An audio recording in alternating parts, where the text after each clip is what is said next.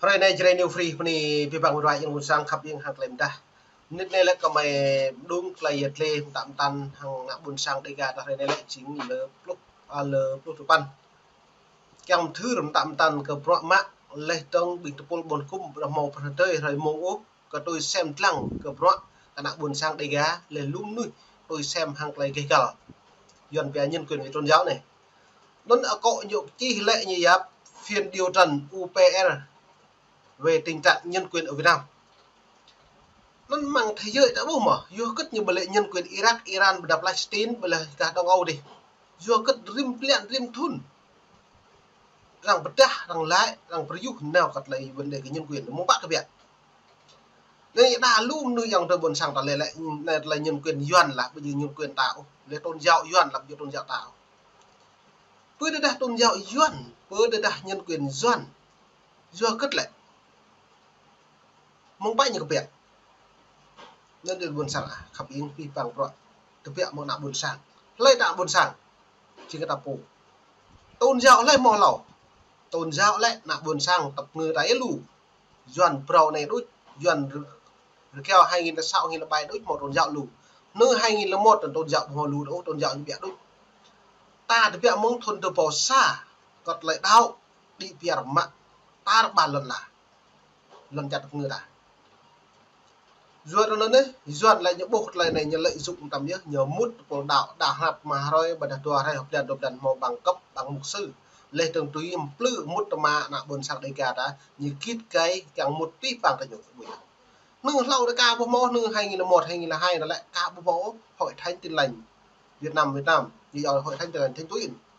bố mô pro này đút như thầu bể lâu như bố bể ca bố lễ ô như bể công giáo hay như ca bể lắm mà đừng mà cả nó thôn trên sau trên máy nữa cá brêu xăm như bạn mạng một tập rung 2001 rồi 2002 2003 nữa như thế hỏi thanh tin lành thần túy Việt Nam rồi nó này rim thun tâm lệ rằng hai này đàn này rằng đồ hộp trên pro này bởi ní có pol mà pro liên quốc nhắc nhiều vấn đề nhân quyền Việt Nam hiện tại rồi đây đến mày lao càng mày lấy việc về bộ group lấy video lấy rồi về rằng đồ hộp trực tuyến này rồi là buồn sang đi gạt thầu làm ta vất vả tới đang mới đoạn về xin nick mày màu mắt là các bạn một tôm nôm bố để xem lăng lệ mượn lại phép này trình bày và trưởng đoàn của Việt Nam thì cũng có thể có được phát biểu kết thúc và sau đó thì trưởng đoàn Việt Nam thì cũng có 48 giờ để trả lời những cái vấn đề còn lại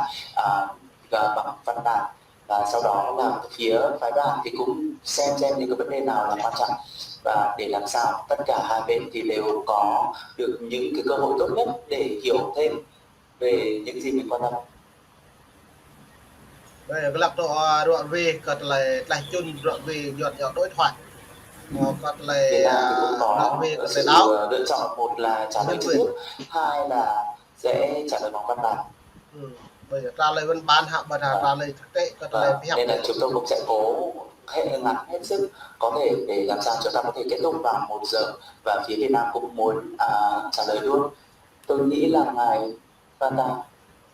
có câu hỏi. Xem sao này bạn, tôi mà rõ trong say trực tiếp câu hỏi của bạn là lên. Kính thưa Ngài Chủ tịch, tôi xin cảm ơn đoàn đại biểu của Việt Nam vì những cái phần trả lời của mình về hầu hết tất cả những cái câu trả lời liên quan tới quyền tự do ngôn luận, quyền tự do biểu đạt cũng như là báo chí. Tôi thì cũng muốn so sánh những cái câu hỏi của tôi cũng như là câu hỏi và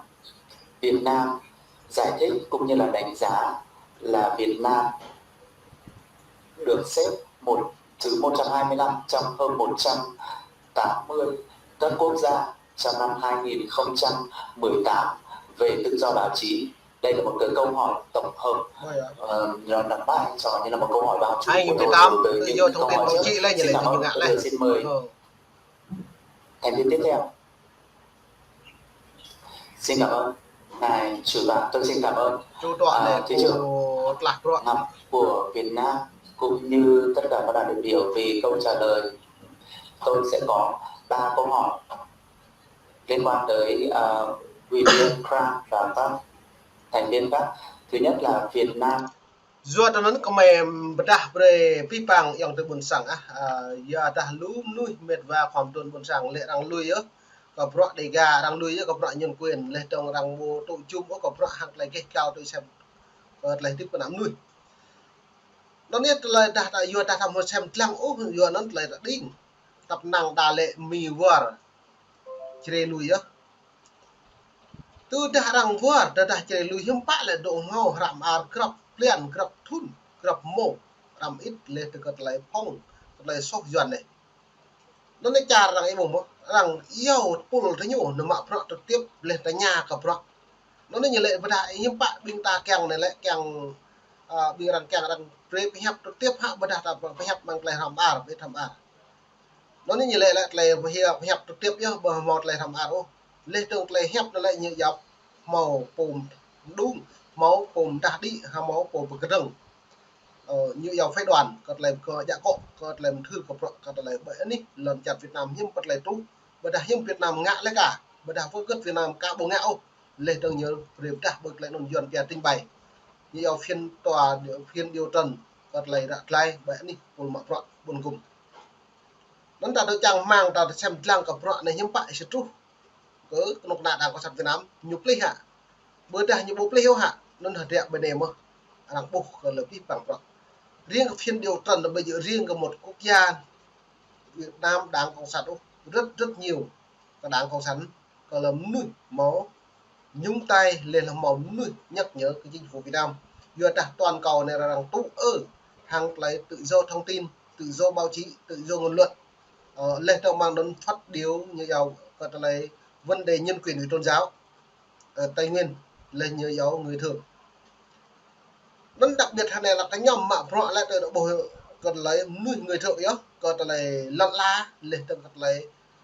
đại tiếp lên tầng tự do thông tin tự do báo chí là tập năng như thu điện thoại tập năng như mạng nuôi cự bộ một lấy số lên tầng luôn ta lại xong cần được nên đã nên rằng độ giàu cái nhầm mà họ thì nhiều nó mới vậy xem mức địa các lấy lên là được nhiều độ trong sạch đã thực hiện những luật như thế nào, rồi đặc biệt là thông báo cho những cộng đồng dân tộc trước khi đất đai của họ được dùng đối với các mục tiêu về quốc gia, và liệu có một cái cơ quan nghiên cứu như thế nào ở trong cơ quan như thế nào để đóng vai trò trong quá trình như thế này không, một cơ quan độc lập nào không? Câu hỏi thứ hai đối với Deloitte của Việt Nam về khoảng 150 Việt Nam thì nói là đang xây dựng luật về hỗ trợ và các đồng bào dân tộc thiểu số tại khu vực miền núi. Vậy thì Việt Nam có thể cho thấy là có quá trình xây dựng luật đó đang diễn ra như thế nào không? Và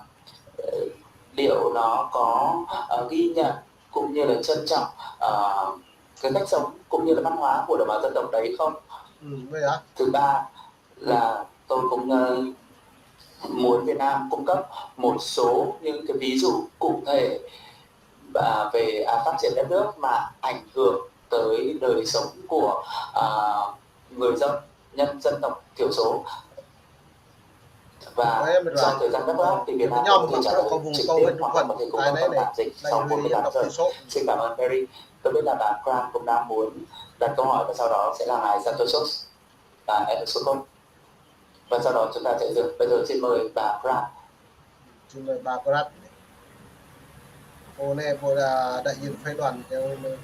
hội đồng và nhân quyền này.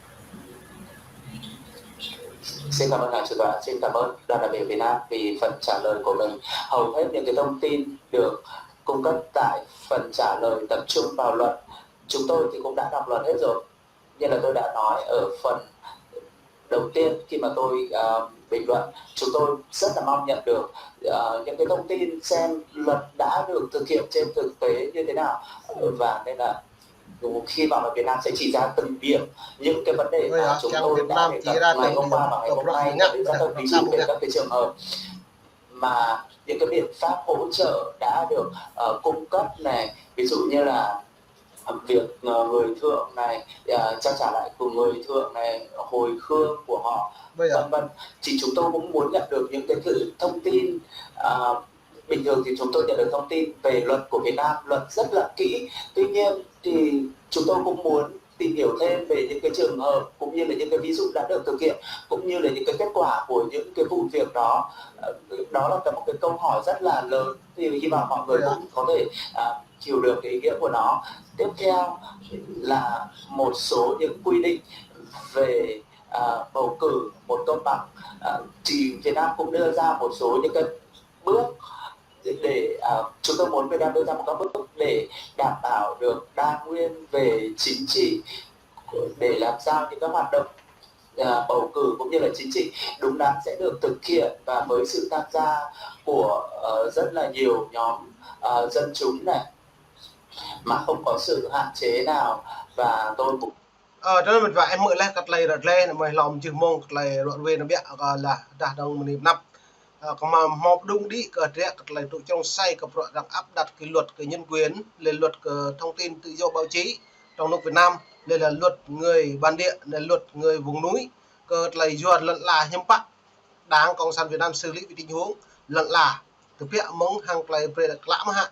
bờ đã lại nạp buồn sang hạt tip mau lại gal mà bởi anh nạp ta đang cộng sản Việt Nam giờ đã luôn ta cắt lây như đồ bị pet mà cứ ngã mai như đồ mà cứ mất lê tung nợ cao hoặc lại cái gal như mà cứ bớt lê tung cắt lây nuôi nợ bò cứ nó lại bò mò nạp buồn sang tụ ở úc như ruột thì đặt nhiều phụ bữa đã hạt cao càng đôi đa nguyên đa đáng hạ bữa đã hiếm bảy nên môn này lại mềm chừng môn luôn mồm nhiệt môn từ rồi về thì đáp án hình bục lại tôi đã bị mượn mày đặt like cả tôm nung ô còn ý bình luận gỗ lên trong mồm nhiệt môn mình đã đi có ý thứ mà về cả là lúc nuôi thau các lại chạy điều free này về nạp buồn sang sân lăng các bạn mình nạp lại trúc hèm lóc còn lại cái cắt lại chạy được đi buồn sang các biển